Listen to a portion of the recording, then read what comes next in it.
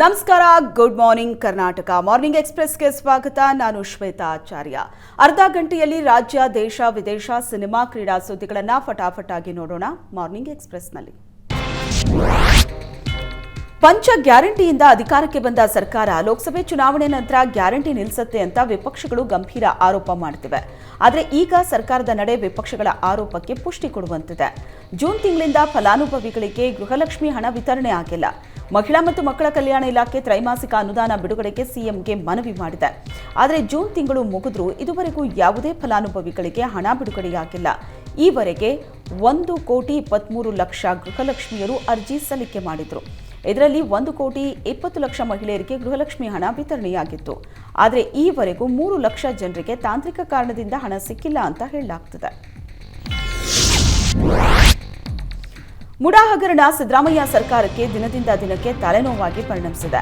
ಮುಡಾ ಪ್ರಕರಣದಲ್ಲಿ ಸಿಎಂ ಕುಟುಂಬ ಮಾತ್ರವಲ್ಲದೆ ಈಗ ಸಿಎಂ ಆಪ್ತರ ಹೆಸರು ಕೂಡ ತಳಕು ಹಾಕೊಂಡಿದೆ. ಸಿದ್ದರಾಮಯ್ಯ ಆಪ್ತರಾದ ಸಚಿವ ಬೈರತಿ ಸುರೇಶ್, ಮಾಜಿ ಸಚಿವ ಎಸ್ಟಿ ಸೋಮಶೇಖರ್ ಹಾಗೂ ಮುಡಾ ಮಾಜಿ ಅಧ್ಯಕ್ಷ ಎಚ್‌ವಿ ರಾಜೀವ್ ಹೆಸರು ಕೂಡ ಹಗರಣದಲ್ಲಿ ತಳುಕು ಹಾಕೊಂಡಿದೆ. 2021ರಲ್ಲಿ ಎಸ್ಟಿ ಸೋಮಶೇಖರ್ ಮೈಸೂರು ಜಿಲ್ಲಾ ಉಸ್ತುವಾರಿ ಸಚಿವರಾಗಿದ್ದರು. ಆ ಸಮಯದಲ್ಲಿ ಮುಡಾದಲ್ಲಿ 50-50 ಅನುಪಾತ ಮಾರ್ಪಾಡಾಗಿತ್ತು. ಬಿಜೆಪಿ ಸರ್ಕಾರದಲ್ಲಿ ಮುಡಾ ಅಧ್ಯಕ್ಷರಾಗಿದ್ದ ಎಚ್‌ವಿ ರಾಜೀವ್ ಕೂಡ 50-50 ಅನುಪಾತ ಅನುಸರಣೆ ಮಾಡಲಾಗಿತ್ತು. 2024ರ ಜೂನ್ವರೆಗೂ ಈ 50-50 ಅನುಪಾತದಲ್ಲಿ ಮುಡಾದಿಂದ ಹಲವರಿಗೆ ಸೈಟ್ ಹಂಚಿಕೆ ಮಾಡಲಾಗಿದೆ. ಮುಡಾ ಹಗರಣ ಸಿಎಂ ಸಿದ್ದರಾಮಯ್ಯಗೆ ತಲೆನೋವಾಗಿ ಪರಿಣಮಿಸಿದೆ. ಹೀಗಾಗಿ ಆಪ್ತ ಸಚಿವ ಮಹದೇವಪ್ಪ ಮೂಲಕ ಸಿದ್ದರಾಮಯ್ಯ ಸ್ಪಷ್ಟನೆ ಕೊಡಿಸೋದಕ್ಕೆ ಮುಂದಾಗಿದ್ದಾರೆ. ಮುಡಾ ಹಗರಣ ಸಂಬಂಧ ಮೈಸೂರಿನಲ್ಲಿ ಸಭೆ ನಡೆಸಿದ ಸಚಿವ ಮಹದೇವಪ್ಪ ಅಧಿಕಾರಿಗಳಿಂದ ಮಾಹಿತಿ ಪಡೆದುಕೊಂಡರು. ಬಳಿಕ ಮಾತನಾಡಿ, ಮುಡಾ ಹಗರಣವನ್ನ ದೊಡ್ಡದಾಗಿ ಬಿಂಬಿಸೋ ಯತ್ನ ನಡೆದಿದೆ. ರಾಜಕೀಯವಾಗಿ ತಪ್ಪು ಹುಡುಕೋದಕ್ಕೆ ಬಹಳ ಜನ ಕಾಯುತ್ತಿದ್ದಾರೆ. ಇದು 100% ಲೀಗಲ್ ಪ್ರಾಪರ್ಟಿ. ಮುಡಾದವರೇ ಅಕ್ರಮವಾಗಿ ಆ ಜಮೀನಲ್ಲಿ ಕಾಮಗಾರಿ ನಡೆಸಿದ್ದಾರೆ. ಹೀಗಾಗಿ 50-50 ಅನುಪಾತದಲ್ಲಿ ಪರಿಹಾರ ಕೇಳಿದ್ದಾರೆ. ಇದರಲ್ಲಿ ಯಾವುದೇ ತಪ್ಪಿಲ್ಲ ಅಂತ ಹೇಳಿದರು. ಸದ್ಯ ರಾಜ್ಯದಲ್ಲಿ ಸದ್ದು ಮಾಡ್ತಾ ಇರೋ ಮುಡಾ ಹಗರಣ ರಾಜ್ಯ ಸರ್ಕಾರಕ್ಕೆ ತಲೆನೋವಾಗಿ ಪರಿಣಮಿಸಿದೆ. ಇದರ ನಡುವೆ ಮುಡಾ ಭ್ರಷ್ಟಾಚಾರದ ಬಗ್ಗೆ ಬಿಜೆಪಿ ಶಾಸಕ ಎಸ್ಟಿ ಸೋಮಶೇಖರ್ ಸ್ಫೋಟಕ ಮಾಹಿತಿ ಬಿಚ್ಚಿಟ್ಟಿದ್ದಾರೆ. ಈ ಹಿಂದೆ ನಾನು ಮೈಸೂರು ಜಿಲ್ಲಾ ಉಸ್ತುವಾರಿ ಸಚಿವನಾಗಿದ್ದಾಗಲೇ ಭ್ರಷ್ಟಾಚಾರ ನಡೀತಾ ಇತ್ತು. ಈ ಬಗ್ಗೆ ಅಂದಿನ ಬಿಜೆಪಿ ಸರ್ಕಾರಕ್ಕೆ ಪತ್ರ ಬರೆದು ಆಯುಕ್ತರ ಬದಲಾವಣೆಗೆ ಯತ್ನಿಸಿದ್ದೆ. ಭ್ರಷ್ಟಾಚಾರದ ಬಗ್ಗೆ ಸರ್ಕಾರಕ್ಕೆ ತಿಳಿಸಿದ್ರೂ ಆಯುಕ್ತರನ್ನ ಬದಲಿಸಿರಲಿಲ್ಲ. ಜಾತಿ ಕಾರಣಕ್ಕೆ ಅದೇ ಆಯುಕ್ತರನ್ನ ಹಿಂದಿನ ಸರ್ಕಾರ ಉಳಿಸಿಕೊಂಡಿತ್ತು. ಅಂದೇ ಕ್ರಮ ಆಗಿದ್ದಿದ್ರೆ ಇವತ್ತು ದೊಡ್ಡ ಹಗರಣ ನಡೀತಾ ಇರಲಿಲ್ಲ ಅಂತ ಎಸ್ಟಿ ಸೋಮಶೇಖರ್ ಸ್ಫೋಟಕ ಆರೋಪ ಮಾಡಿದ್ದಾರೆ. ಸರ್ಕಾರಕ್ಕೆ ಮುಜುಗರಕ್ಕೆ ಸಿಲುಕುವಂತೆ ಮಾಡಿದ್ದ ವಾಲ್ಮೀಕಿ ಹಗರಣಕ್ಕೆ ತೆರೆಮರೆಯಲ್ಲೇ ಸಿಬಿಐ ಎಂಟ್ರಿ ಕೊಟ್ಟಿದೆ ಎನ್ನಲಾಗ್ತಿದೆ. ವಾಲ್ಮೀಕಿ ಹಗರಣದ ಬಗ್ಗೆ ಗುಟ್ಟಾಗಿ ಸಿಬಿಐ ಮಾಹಿತಿ ಕಲೆ ಹಾಕ್ತಿದೆ ಅಂತ ಹೇಳಲಾಗ್ತಿದ್ದು, ಈ ಪ್ರಕರಣವನ್ನು ಸಿಬಿಐಗೆ ವಹಿಸುವಂತೆ ಪ್ರಾರಂಭದಿಂದಲೂ ವಿಪಕ್ಷಗಳು ಪಟ್ಟು ಹಿಡಿದಿದ್ವು. ಹಾಗಾಗಿ ಹಣ ವರ್ಗಾವಣೆಯಾಗಿರೋ 200 ಖಾತೆಗಳ ಕುರಿತು ಸಿಬಿಐ ಮಾಹಿತಿ ಕಲೆ ಹಾಕಿದೆ. ಬ್ಯಾಂಕ್ ಸ್ಟೇಟ್ಮೆಂಟ್ ಸಮೇತ ವಿಚಾರಣೆಗೆ ಹಾಜರಾಗುವಂತೆ ಅಕೌಂಟ್ ಮಾಲೀಕರಿಗೆ ಸಿಬಿಐ ಸೂಚನೆ ನೀಡಿದೆ ಎನ್ನಲಾಗ್ತಿದೆ. ವಾಲ್ಮೀಕಿ ನಿಗಮದಲ್ಲಿ 187 ಕೋಟಿ ಹಗರಣ ಪ್ರಕರಣ ಸಂಬಂಧ ರಾಜ್ಯ ಸರ್ಕಾರದ ವಿರುದ್ಧ ಎಂಎಲ್ಸಿ ವೈಎ ನಾರಾಯಣಸ್ವಾಮಿ ವಾಗ್ದಾಳಿ ನಡೆಸಿದ್ದಾರೆ. ರಾಜ್ಯದಲ್ಲಿ ಕಾಂಗ್ರೆಸ್ ಸರ್ಕಾರ ಬಂದ ಮೇಲೆ ಭ್ರಷ್ಟಾಚಾರ ನಡೀತಾ ಇದೆ. ವಾಲ್ಮೀಕಿ ನಿಗಮದಲ್ಲಿ 187 ಕೋಟಿ ಲೂಟಿ ಮಾಡಿದ್ದಾರೆ. ಜನರ ಕಣ್ಣು ಒರೆಸೋದಕ್ಕೆ ಎಸ್ಐಟಿ ತನಿಖೆಗೆ ಆದೇಶಿಸಿದ್ದಾರೆ. ಸಿಎಂ ಗಮನಕ್ಕೆ ಬಾರದೆ ಹಗರಣ ನಡೆಯೋದಕ್ಕೆ ಸಾಧ್ಯವಿಲ್ಲ.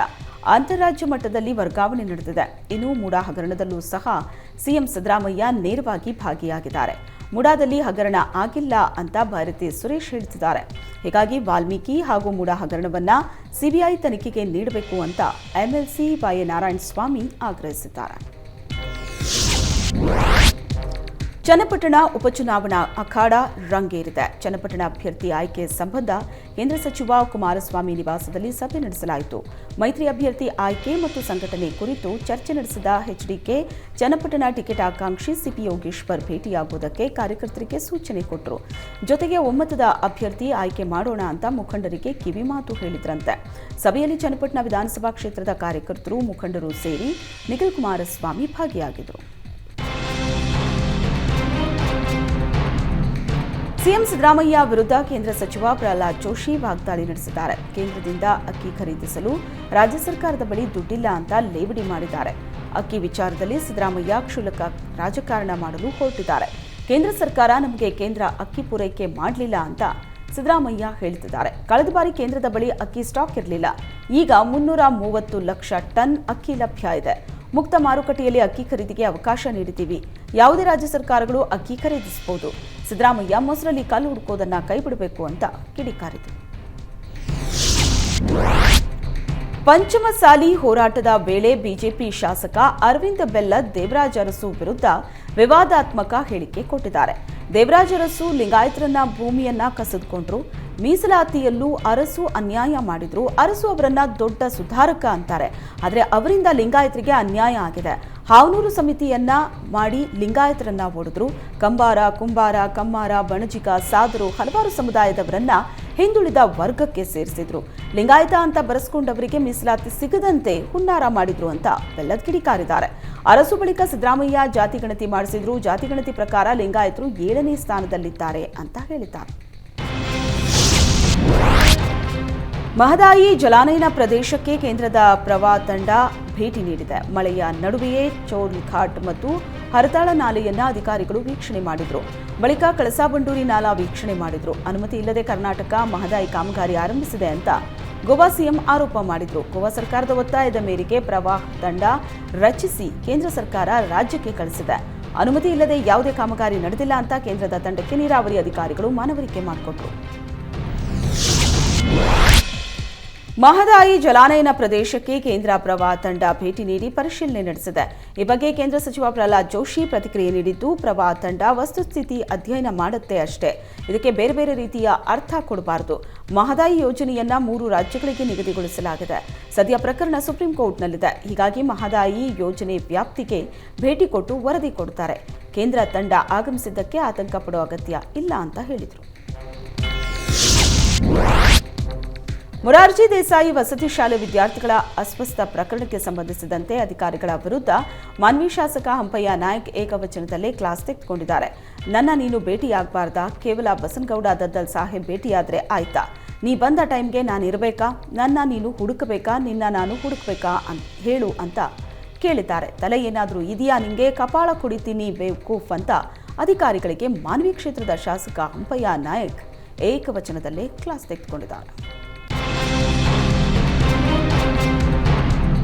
ರೇಣುಕಾಸ್ವಾಮಿ ಕೊಲೆ ಕೇಸಲ್ಲಿ ಜೈಲು ಸೇರಿರೋ ನಟ ದರ್ಶನ್ ದಿನದಿಂದ ದಿನಕ್ಕೆ ತೂಕ ಕಳೆದುಕೊಳ್ತಿದ್ದಾರೆ. ಜೈಲು ಸೇರಿದ ನಂತರ ದರ್ಶನ್ ಬರೋಬ್ಬರಿ 10 ಕೆಜಿ ತೂಕ ಕಡಿಮೆ ಆಗಿದ್ದಾಗಿ ಜೈಲು ಮೂಲಗಳಿಂದಲೇ ಮಾಹಿತಿ ಸಿಕ್ಕಿದೆ. ಅಲ್ಲದೆ ಜೈಲಲ್ಲಿ ಕಾಲ ಕಳೆಯೋದಕ್ಕೆ ದರ್ಶನ್ ಪುಸ್ತಕದ ಮೊರೆ ಹೋಗಿದ್ದಾರೆ. ಇಂದು ಭಾನುವಾರ ಆಗಿದ್ರಿಂದ ಯಾರಿಗೂ ಭೇಟಿಗೆ ಅವಕಾಶ ಇಲ್ಲದಿರೋದ್ರಿಂದ ಬೆಳಗ್ಗೆಯಿಂದ ದರ್ಶನ್ ಒಂಟಿಯಾಗಿ ಕೊಠಡಿಯಲ್ಲಿ ಕೂತು ಪುಸ್ತಕ ಓದ್ತಿದ್ರಂತೆ. ಕಳೆದ ಮೇ 19ರಂದು ದರ್ಶನ್ ವಿಜಯಲಕ್ಷ್ಮಿ ಜೊತೆ ದುಬೈನಲ್ಲಿ ಮದುವೆ ವಾರ್ಷಿಕೋತ್ಸವ ಆಚರಿಸಿಕೊಂಡ್ರು. ಫೋಟೋ ವಿಡಿಯೋವನ್ನ ವಿಜಯಲಕ್ಷ್ಮಿ ಸೋಷಿಯಲ್ ಮೀಡಿಯಾದಲ್ಲಿ ಶೇರ್ ಮಾಡಿಕೊಂಡಿದ್ರು. ವಿಜಯಲಕ್ಷ್ಮಿ ಪೋಸ್ಟ್ ನೋಡಿ ಸಿಟ್ಟಾಗಿದ್ದ ಪವಿತ್ರ ಗೌಡ ದರ್ಶನ್ ಹೇಳಿದ್ದ ಕರ್ಮ ರಿಟರ್ನ್ಸ್ ಹೇಳಿಕೆಯನ್ನ ಪೋಸ್ಟ್ ಮಾಡಿ ಮುನಿಸು ಹೊರಹಾಕಿದ್ಲು.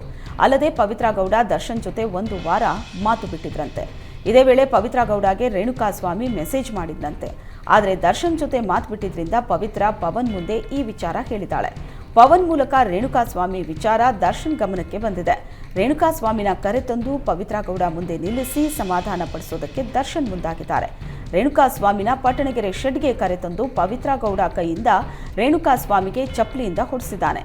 ಹಲ್ಲೆ ವೇಳೆ ನೀಡಿದ ಚಿತ್ರಹಿಂಸೆಯಿಂದ ರೇಣುಕಾಸ್ವಾಮಿ ಮೃತಪಟ್ಟಿದ್ದಾನೆ ಎನ್ನಲಾಗಿದೆ. ರಾಜ್ಯದಲ್ಲಿ ಡೆಂಗ್ಯೂ ನರ್ತನ ಜೋರಾಗಿದೆ. ಕಳೆದ ಬಾರಿಗಿಂತ ಈ ಬಾರಿ ಡೆಂಗ್ಯೂ ಪಾಸಿಟಿವ್ ಕೇಸ್ಗಳು ದುಪ್ಪಟ್ಟಾಗಿ ದಾಖಲಾಗಿದೆ. ಈವರೆಗೂ ರಾಜ್ಯದಲ್ಲಿ 7,000 ಜನರಲ್ಲಿ ಡೆಂಗ್ಯೂ ದೃಢಪಟ್ಟಿದೆ. ಡೆಡ್ಲಿ ಡೆಂಗ್ಯೂಗೆ 6 ಜನ ಮೃತಪಟ್ಟಿದ್ದಾರೆ. ಬೆಂಗಳೂರಲ್ಲೇ 1,908 ಪ್ರಕರಣಗಳು ದಾಖಲಾಗಿದೆ. ಬೆಂಗಳೂರು ಹೊರತುಪಡಿಸಿದರೆ ಚಿಕ್ಕಮಗಳೂರು ಹಾಗೂ ಮೈಸೂರಿನಲ್ಲೇ ಅತಿ ಹೆಚ್ಚು ಪ್ರಕರಣಗಳು ದಾಖಲಾಗಿದೆ. ರಾಜ್ಯದಲ್ಲಿ ದಿನೇ ದಿನೇ ಡೆಂಗ್ಯೂ ಹೆಚ್ಚಳವಾಗ್ತಾ ಇದ್ರೂ ಬಿಬಿಎಂಪಿ ಅಧಿಕಾರಿಗಳ ನಿರ್ಲಕ್ಷ್ಯ ಮುಂದುವರೆದಿದೆ. ನೀರು ನಿಲ್ಲೋ ಜಾಗಗಳ ಸ್ವಚ್ಛ ಮಾಡೋದನ್ನ ಮರೆತಿದೆ. ಇದರಿಂದ ಸಾರ್ವಜನಿಕರು ಪರದಾಡುವಂತಾಗಿದೆ. ಮಳೆಯಿಂದ ಜ್ಞಾನಭಾರತಿ ವಾರ್ಡ್ನಲ್ಲಿರೋ ರೈಲ್ವೆ ಕೆಳ ಸೇತುವೆಯಲ್ಲಿ ನೀರು ನಿಂತಿದೆ. ಅಧಿಕಾರಿಗಳ ವಿರುದ್ಧ ಸಾರ್ವಜನಿಕರು ಆಕ್ರೋಶ ವ್ಯಕ್ತಪಡಿಸಿದ್ದಾರೆ. ಅಂಡರ್ ಪಾಸ್ನಲ್ಲಿ ನೀರು ನಿಂತಿದ್ರಿಂದ ಸೊಳ್ಳೆಗಳ ಹಾವಳಿ ಜಾಸ್ತಿ ಆಗ್ತಿದೆ. ಇಷ್ಟಾದರೂ ಅಧಿಕಾರಿಗಳು ಈ ಕಡೆ ತಿರುಗಿ ನೋಡ್ತಿಲ್ಲ ಅಂತ ಆಕ್ರೋಶ ವ್ಯಕ್ತಪಡಿಸಿದ್ರು ಜನರು. ಗದಗ ಜಿಲ್ಲೆಯಲ್ಲಿ ಡೇಂಜರ್ ಡೆಂಗ್ಯೂಗೆ ಮೊದಲ ಬಲಿಯಾಗಿದೆ. ಶಿರುಂಜ ಗ್ರಾಮದ 5 ವರ್ಷದ ಮಗು ಚಿರಾಯಿ ಹೊಸಮನಿ ಮೃತಪಟ್ಟಿದೆ. ತೀವ್ರ ಜ್ವರದಿಂದ ಬಳಲ್ತಾ ಇದ್ದ ಚಿರಾಯಿಯನ್ನ ಜಿಮ್ಸ್ ಆಸ್ಪತ್ರೆಗೆ ದಾಖಲಿಸಲಾಗಿತ್ತು. ಚಿಕಿತ್ಸೆ ಫಲಿಸದೆ ಮಗು ಸಾವನ್ನಪ್ಪಿದ್ದು ಕುಟುಂಬಸ್ಥರ ಆಕ್ರಂದನ ಮುಗಿಲು ಮುಟ್ಟಿದೆ. ಮನೆಯಂಗಳದಲ್ಲಿ ನಿಂತ ನೀರಲ್ಲಿ ಉತ್ಪತ್ತಿಯಾಗಿದ್ದ ಸೊಳ್ಳೆಯಿಂದ ಡೆಂಗ್ಯೂ ಹರಡಿರೋ ಶಂಕೆ ವ್ಯಕ್ತವಾಗಿದೆ. ಮೈಸೂರಿನಲ್ಲಿ ಡೆಂಗ್ಯೂ ಪ್ರಕರಣಗಳು ಹೆಚ್ಚಾಗ್ತಾ ಇರೋ ಬೆನ್ನಲ್ಲೇ ಜಿಲ್ಲಾ ಉಸ್ತುವಾರಿ ಸಚಿವ ಎಚ್.ಸಿ. ಮಹದೇವಪ್ಪ ಜಿಲ್ಲಾಧಿಕಾರಿ ಹಾಗೂ ಆರೋಗ್ಯಾಧಿಕಾರಿಗಳ ಜೊತೆ ಸಭೆ ನಡೆಸಿದರು. ಸಭೆಯಲ್ಲಿ ಡೆಂಗ್ಯೂ ನಿಯಂತ್ರಣ ಕುರಿತು ಭಿತ್ತಿಪತ್ರ ಬಿಡುಗಡೆ ಮಾಡಿದರು. ಸಭೆ ಬಳಿಕ ಮಾತನಾಡಿದ ಸಚಿವರು, ಡೆಂಗ್ಯೂ ನಿಯಂತ್ರಣಕ್ಕೆ ಆರೋಗ್ಯ ಇಲಾಖೆಗೆ ಸೂಚನೆ ನೀಡಲಾಗಿದೆ ಎಂದರು. ಗ್ರಾಮಾಂತರ ಮತ್ತು ನಗರ ಪ್ರದೇಶದಲ್ಲಿ ಡೆಂಗ್ಯೂ ಹರಡದಂತೆ ಕ್ರಮ ವಹಿಸಲು ಸೂಚನೆ ಕೊಟ್ಟಿರುವುದಾಗಿ ತಿಳಿಸಿದರು. ಮೈಸೂರು ಜಿಲ್ಲೆಯಲ್ಲಿ 496 ಪ್ರಕರಣಗಳು ದಾಖಲಾಗಿದ್ದು 16 ಆಕ್ಟಿವ್ ಪ್ರಕರಣಗಳಿವೆ. ಬೆಂಗಳೂರಿನಲ್ಲೂ ಡೆಂಗ್ಯೂ ಹಾವಳಿ ಜಾಸ್ತಿ ಆಗ್ತಿದೆ. ಜಯನಗರ ಸಾರ್ವಜನಿಕ ಆಸ್ಪತ್ರೆಗೆ ವಿಪಕ್ಷ ನಾಯಕ ಆರ್ ಅಶೋಕ್ ಭೇಟಿ ನೀಡಿ ರೋಗಿಗಳ ಆರೋಗ್ಯ ವಿಚಾರಿಸಿದರು. ಆರ್ ಅಶೋಕ್ಗೆ ಜಯನಗರ ಶಾಸಕ ಸಿಕೆ ರಾಮಮೂರ್ತಿ ಕೂಡ ಸಾಥ್ ನೀಡಿದರು. ಜನವರಿಯಿಂದಲೇ ಡೆಂಗ್ಯೂ ಹಬ್ತಾ ಇದೆ. ಜುಲೈ ವೇಳೆಗೆ ಮಹಾಮಾರಿಯಾಗಿ ಡೆಂಗ್ಯೂ ಪರಿಣಮಿಸಿದೆ. ರಾಜ್ಯದಲ್ಲಿ ಇಂದೂ ಸಹ ಡೆಂಗ್ಯೂನಿಂದ 2 ಮಕ್ಕಳು ಮೃತರಾಗಿದ್ದಾರೆ. ಜನ ಟೆಸ್ಟ್ ಮಾಡಿಸಿಕೊಳ್ಳದೇ ಇರೋದ್ರಿಂದಲೂ ಡೆಂಗ್ಯೂ ಹೆಚ್ಚಾಗ್ತಾ ಇದೆ. ಉಚಿತ ಟೆಸ್ಟಿಂಗ್, ಚಿಕಿತ್ಸೆ ಮತ್ತು ಔಷಧ ನೀಡುವಂತೆ ಅಶೋಕ್ ಆಗ್ರಹ ಮಾಡಿದರು. ರಾಜ್ಯದಲ್ಲಿ ದಿನದಿಂದ ದಿನಕ್ಕೆ ಡೆಂಗ್ಯೂ ಪ್ರಕರಣಗಳ ಸಂಖ್ಯೆ ಹೆಚ್ಚಾಗ್ತಿದ್ದು, ರಾಜ್ಯದಲ್ಲಿ ಆರೋಗ್ಯ ಇಲಾಖೆ ನಿದ್ದೆಗೆ ಜಾರಿದೆ. ಡೆಂಗ್ಯೂ ತಡೆಗೆ ಸಿಎಂ, ಡಿಸಿಎಂ ಯಾವ ಕ್ರಮ ಕೈಗೊಳ್ಳುತ್ತಿಲ್ಲ ಅಂತ ಸರ್ಕಾರದ ವಿರುದ್ಧ ಕೇಂದ್ರ ಸಚಿವೆ ಶೋಭಾ ಕರಂದ್ಲಾಜೆ ವಾಗ್ದಾಳಿ ನಡೆಸಿದ್ರು. ಸರ್ಕಾರಕ್ಕೆ ಹೇಳೋದು ಬಂಡೆಗಲ್ ಮೇಲೆ ನೀರು ಸುರಿದಂತಾಗಿದೆ. ಕಾಂಗ್ರೆಸ್ನಲ್ಲಿ ಸಿಎಂ, ಡಿಸಿಎಂ ಹುದ್ದೆಗೆ ಪೈಪೋಟಿ ನಡೀತಿದೆ. ಈ ಒಳ ಜಗಳದಲ್ಲಿ ಮುಳುಗಿರೋ ಸರ್ಕಾರ ಜನರನ್ನ ಮರೆತಿದ್ದಾರೆ ಅಂತ ಕಿಡಿಕಾರಿದ್ರು. ರಾಜ್ಯ ಸರ್ಕಾರ ಡೆಂಗ್ಯೂ ಸೋಂಕಿತರ ಸಂಖ್ಯೆಯನ್ನ ಮುಚ್ಚಿಡುತ್ತಿದೆ ಅಂತ ಸಂಸದ ಬಸವರಾಜ ಬೊಮ್ಮಾಯಿ ಆರೋಪಿಸಿದ್ದಾರೆ. ರಾಜ್ಯದಲ್ಲಿ ಸರ್ಕಾರ ನೀಡಿರೋ ವರದಿಗಿಂತ 2 ಪಟ್ಟು ಹೆಚ್ಚು ಸೋಂಕಿತರಿದ್ದಾರೆ. ಆರೋಗ್ಯ ಸಚಿವರು ಸಭೆ ಮಾಡಿ ಸುಮ್ಮನಾಗಿದ್ದಾರೆ. ದೊಡ್ಡ ಮಟ್ಟದಲ್ಲಿ ವ್ಯಾಪಕವಾಗಿ ಡೆಂಗ್ಯೂ ಹರಡ್ತಾ ಇದ್ರೂ ಜಿಲ್ಲಾ ಆಸ್ಪತ್ರೆಯಲ್ಲಿ ಯಾವುದೇ ವ್ಯವಸ್ಥೆ ಮಾಡಿಕೊಂಡಿಲ್ಲ, ಯಾವುದೇ ಕ್ರಮ ಜರುಗಿಸಿಲ್ಲ. ಡೆಂಗ್ಯೂ ನಿಯಂತ್ರಣ ಮಾಡುವಲ್ಲಿ ಸರ್ಕಾರ ವಿಫಲವಾಗಿದೆ ಅಂತ ವಾಗ್ದಾಳಿ ನಡೆಸಿದರು. ರಾಜ್ಯದಲ್ಲಿ ಡೆಂಗ್ಯೂ ಹಾವಳಿ ಹೆಚ್ಚಾಗಿದೆ. ಯಾದಗಿರಿ ಜಿಲ್ಲೆಯಲ್ಲೂ ಡೆಂಗ್ಯೂ ಕೇಸ್ ಪತ್ತೆಯಾಗಿದೆ. ಡೆಂಗ್ಯೂ ತಡೆಗಟ್ಟುವುದಕ್ಕೆ ಯಾದಗಿರಿ ಆರೋಗ್ಯ ಇಲಾಖೆ ಅಲರ್ಟ್ ಆಗಿದ್ದು ಮುನ್ನೆಚ್ಚರಿಕಾ ಕ್ರಮ ಕೈಗೊಂಡಿದೆ. ಜಿಲ್ಲೆಯ ಗ್ರಾಮೀಣ ಹಾಗೂ ನಗರ ಭಾಗದಲ್ಲಿ ಮನೆ ಮನೆಗೆ ತೆರಳಿ ಆರೋಗ್ಯಾಧಿಕಾರಿಗಳು ಸರ್ವೆ ಮಾಡುತ್ತಿದ್ದಾರೆ. ಸೊಳ್ಳೆಗಳ ನಿಯಂತ್ರಣಕ್ಕೆ ಥೆಮೋಪಾಸ್ ಔಷಧ ಸಿಂಪಡಣೆ ಮಾಡುತ್ತಿದ್ದಾರೆ. ನಿಂತ ನೀರು, ಚರಂಡಿ ನೀರು ಇರೋ ಕಡೆ ಥೆಮೋಪಾಸ್ ಔಷಧಿ ಸಿಂಪಡಣೆ ಮಾಡುತ್ತಿದ್ದಾರೆ. ಜೊತೆಗೆ ಜನರಿಗೆ ಡೆಂಗ್ಯೂ ರೋಗದ ಬಗ್ಗೆ ಜಾಗೃತಿ ಮೂಡಿಸುತ್ತಿದ್ದಾರೆ.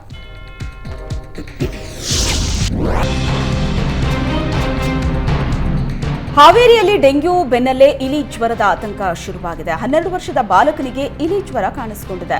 ಬಾಲಕನಿಗೆ ಜಿಲ್ಲಾಸ್ಪತ್ರೆಯಲ್ಲಿ ಚಿಕಿತ್ಸೆ ನೀಡಲಾಗ್ತಿದೆ. ನಿರಂತರ ಜ್ವರದಿಂದ ಬಳಲ್ತಾ ಇದ್ದ ಮಗುವನ್ನ ವೈದ್ಯರು ಪರೀಕ್ಷಿಸಿ ರಕ್ತ ಪರೀಕ್ಷೆ ಮಾಡಿದ್ದಾರೆ. ಈ ವೇಳೆ ಬಾಲಕ ಇಲಿ ಜ್ವರದಿಂದ ಬಳಲ್ತಾ ಇರೋದು ಪತ್ತೆಯಾಗಿದೆ.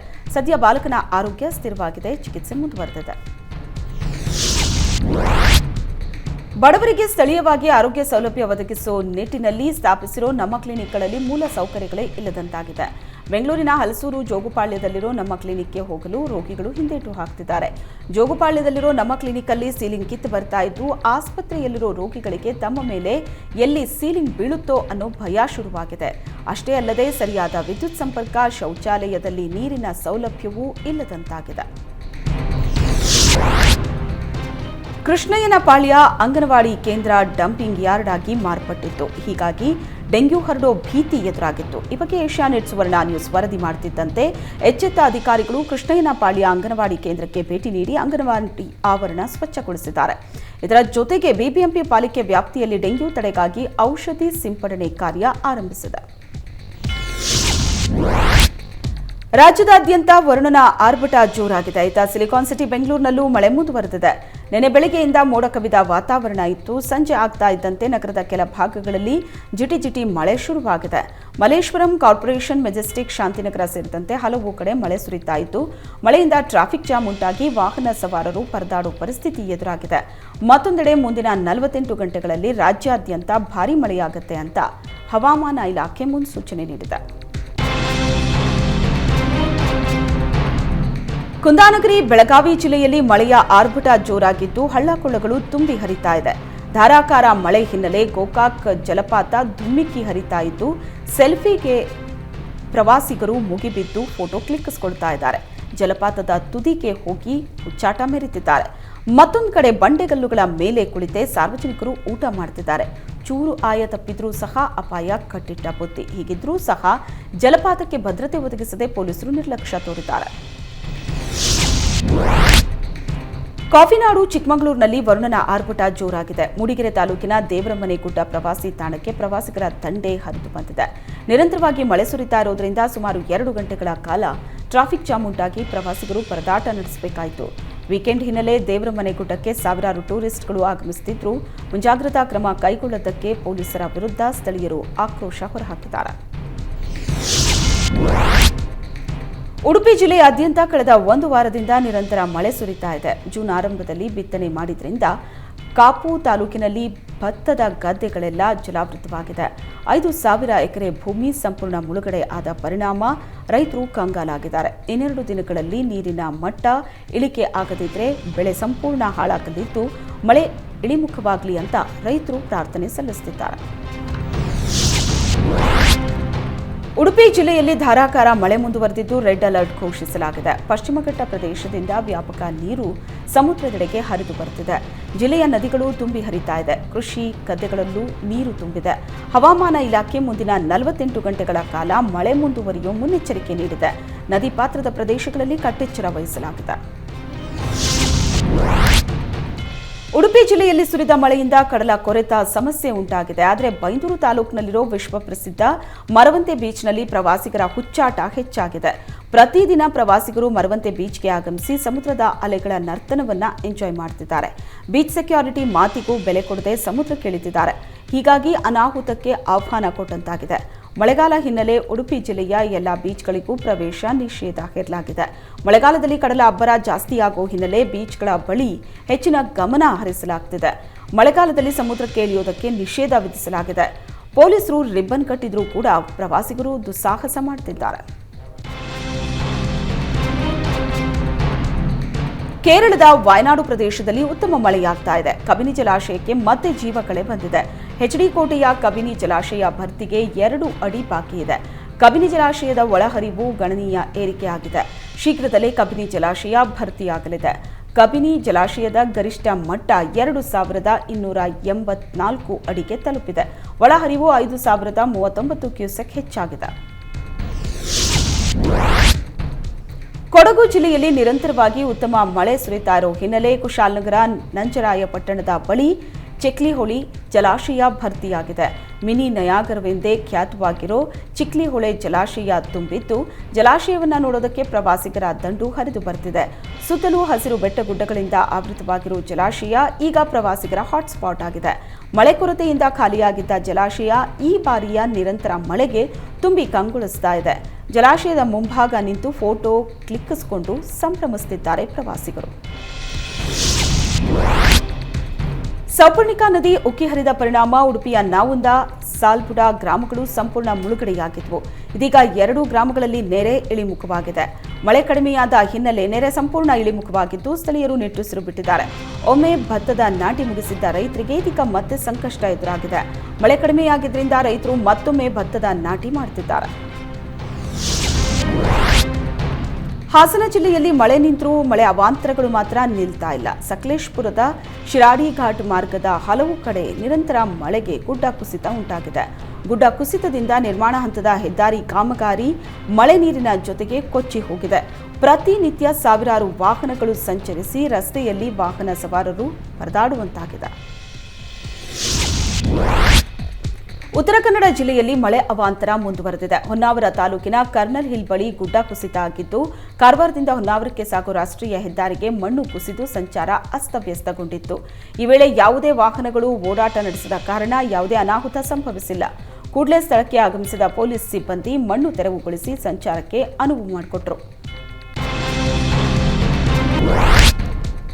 ಮೈಸೂರಿನ ಎಚ್ಡಿಕೋಟೆ ತಾಲೂಕಿನ ದಮ್ಮನಕಟ್ಟೆ ಸಫಾರಿಗೆ ತೆರಳಿದವರಿಗೆ ಜೀವ ಹೋಗ್ ಬಂದಂತಾಗಿದೆ. ದಮ್ಮನಕಟ್ಟೆ ಸಫಾರಿ ವಾಹನದ ಮೇಲೆ ಒಂಟಿ ಸಲಕ ದಾಳಿಗೆ ಮುಂದಾಗಿದೆ. ಟೆಂಪಲ್ ಟ್ಯಾಂಕ್ ಬಳಿ ಒಂಟಿ ಸಲಕ ದಾಳಿಗೆ ಮುಂದಾಗಿದ್ದು, ಈ ವೇಳೆ ಸಫಾರಿ ವಾಹನದ ಚಾಲಕ ವಾಹನವನ್ನು ವೇಗವಾಗಿ ಓಡಿಸಿದ್ದಾನೆ. ಇದರಿಂದ ಭಾರೀ ಅನಾಹುತ ತಪ್ಪಿದಂತಾಯಿತು. ಇನ್ನು ಇದೇ ವೇಳೆ ಪ್ರವಾಸಿಗರಿಗೆ 2 ಹುಲಿಗಳು ದರ್ಶನ ಕೊಟ್ಟಿವೆ.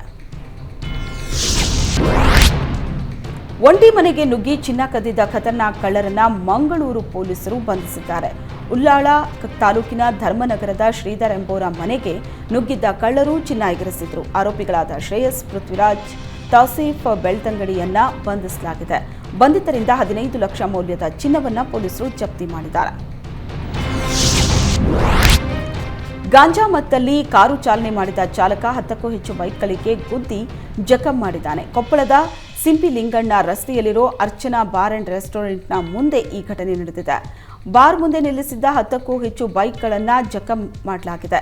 ಸ್ಥಳಕ್ಕೆ ಪೊಲೀಸರು ಭೇಟಿ ನೀಡಿ ಗಾಂಜಾ ಮತ್ತಿನಲ್ಲಿ ಕಾರ್ ಚಲಾಯಿಸಿದ ಚಾಲಕನನ್ನ ವಶಕ್ಕೆ ಪಡೆದಿದ್ದಾರೆ. ಹೊಸಪೇಟೆಯ ಹನುಮಮಾಲಾ ಸೇವಾ ಸಮಿತಿ ವತಿಯಿಂದ ಮನೆ ಮನೆಗೆ ಹನುಮ ಕಾರ್ಯವನ್ನು ಹಮ್ಮಿಕೊಂಡಿದೆ. ಸುಮಾರು 308 ವಾರಗಳಿಂದ ಹನುಮ ಭಜನಾ ಕಾರ್ಯಕ್ರಮವನ್ನು ಯಶಸ್ವಿಯಾಗಿ ಮಾಡಲಾಗಿದೆ.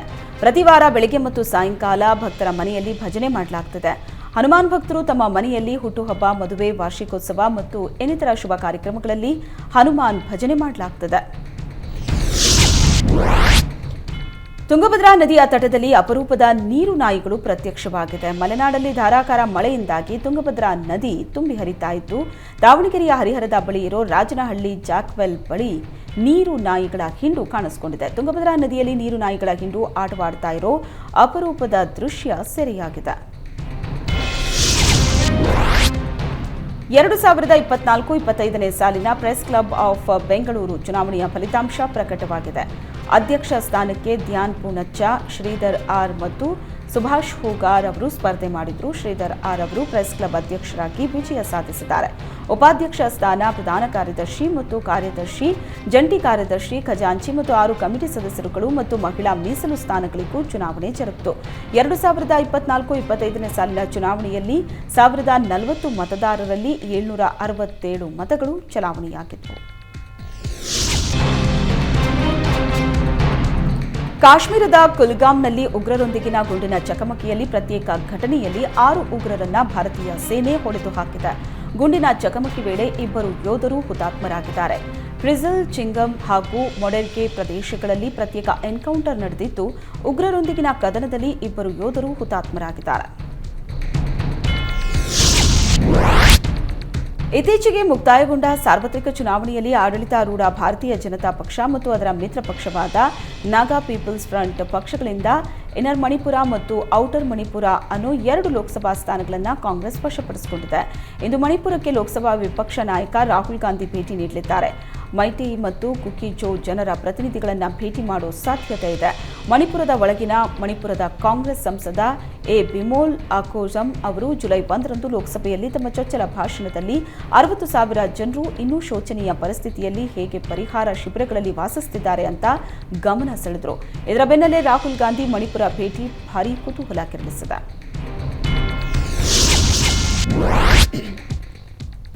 ಪರೀಕ್ಷಾ ಅಕ್ರಮ ಹಾಗೂ ಪ್ರಶ್ನೆ ಪತ್ರಿಕೆ ಸೋರಿಕೆ ವಿವಾದಗಳಿಗೆ ಗುರಿಯಾಗಿರೋ ನೀಟ್ ರದ್ದು ಕೋರಿ ಸಲ್ಲಿಕೆಯಾಗಿರೋ 38 ಅರ್ಜಿಗಳ ವಿಚಾರಣೆ ಇಂದು ಸುಪ್ರೀಂ ಕೋರ್ಟ್ನಲ್ಲಿ ನಡೆಯಲಿದೆ. ಮುಖ್ಯ ನ್ಯಾಯಮೂರ್ತಿ ನೇತೃತ್ವದ ತ್ರಿಸದಸ್ಯ ಪೀಠದಲ್ಲಿ ಅರ್ಜಿಗಳ ವಿಚಾರಣೆ ನಡೆಯಲಿದೆ. ವ್ಯಾಪಕ ಅಕ್ರಮವಾಗಿರೋ ಯಾವುದೇ ಸಾಕ್ಷ್ಯಗಳಿಲ್ಲ. ಹೀಗಾಗಿ ನೀಟ್ ರದ್ದುಗೊಳಿಸಿದ್ರೆ ಲಕ್ಷಾಂತರ ವಿದ್ಯಾರ್ಥಿಗಳ ಭವಿಷ್ಯ ಅಲ್ಲೋಲಕಲ್ಲೋಲವಾಗುತ್ತೆ.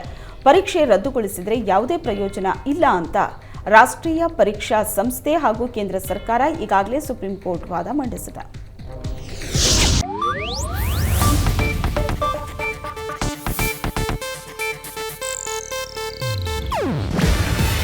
ಇದು ಏಷ್ಯಾನೆಟ್ ನ್ಯೂಸ್ ನೆಟ್ವರ್ಕ್ ಪ್ರಸ್ತುತಿ. ನೀವು ನೋಡ್ತಿದ್ದೀರಾ ಏಷ್ಯಾನೆಟ್ ಸುವರ್ಣ ನ್ಯೂಸ್.